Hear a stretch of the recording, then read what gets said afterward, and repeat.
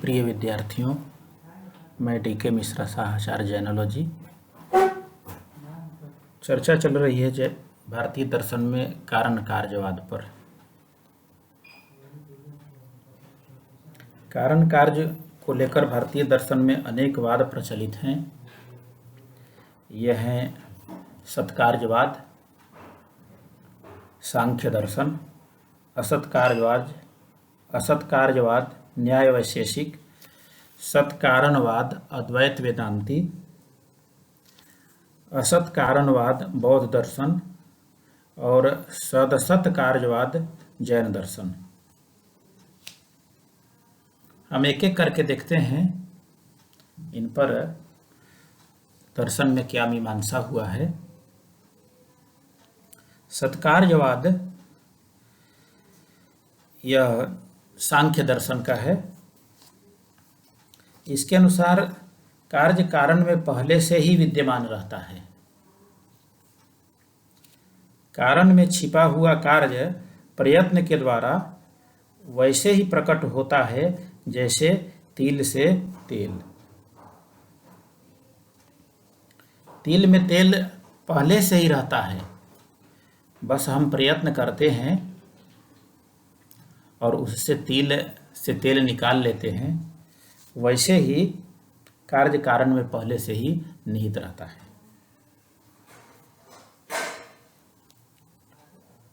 दूसरा है सत्कार्यवाद। यह न्याय वैशेषिक का है। न्याय वैशेषिक के अनुसार कार्य कारण में पहले से नहीं रहता। कारण से कार्य की नई उत्पत्ति होती है। जैसे मिट्टी से घड़ा बनता है। मिट्टी में घड़ा पहले से नहीं था, इसलिए कारण में कार्य असत रूप में होता है, सत रूप में नहीं होता। यदि मिट्टी में घड़ा पहले से ही होता तो घड़ा बनाने की जरूरत नहीं होती। यह वाद असत्कार्यवाद कहलाता है। कारण कार्य को लेकर के तीसरा वाद है सत्कारणवाद। यह अद्वैत वेदांती आचार्य शंकर का है। इसके अनुसार कारण की ही एकमात्र वास्तविक सत्ता है। कार्य कारण का रूपांतरण नहीं, आभास रूप है। जैसे समुद्र कारण है और लहर उसका कार्य है। लहर की वास्तविक सत्ता नहीं है, वास्तविक सत्ता समुद्र की है।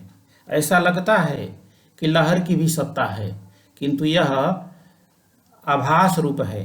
वास्तविक सत्ता समुद्र की ही होती है। लहर समुद्र से भिन्न नहीं है। समुद्र में ही लहर उठती है और उसी में विलीन हो जाती है। यानी कार्य रूप सत्ता मिथ्या है। सत्कारणवाद के अनुसार जो कार्य रूप सत्ता है वह मिथ्या है और कारण रूप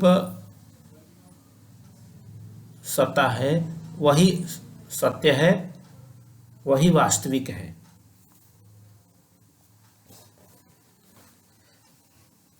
कारण कार्यवाद की श्रृंखला में चौथा वाद है असत कारणवाद। यह बौद्ध दर्शन का है।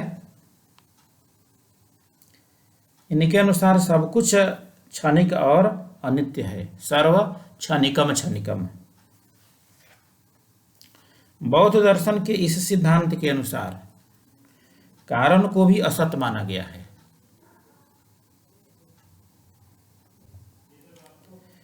यदि यह कारण को असत नहीं माना जाता तो क्षणिकवाद का सिद्धांत ही धराशायी हो जाता।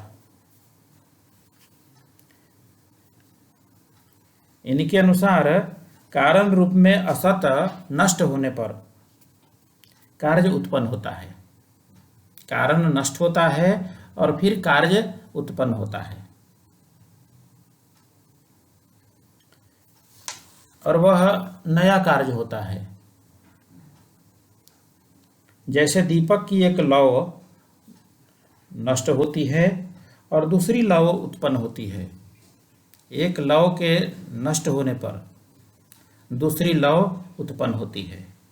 इसी तरह अनवरत श्रृंखला चलती रहती है, कारण नष्ट और कार्य की उत्पत्ति। यानी कुछ भी यहाँ शाश्वत नहीं है, सब कुछ क्षणिक ही है।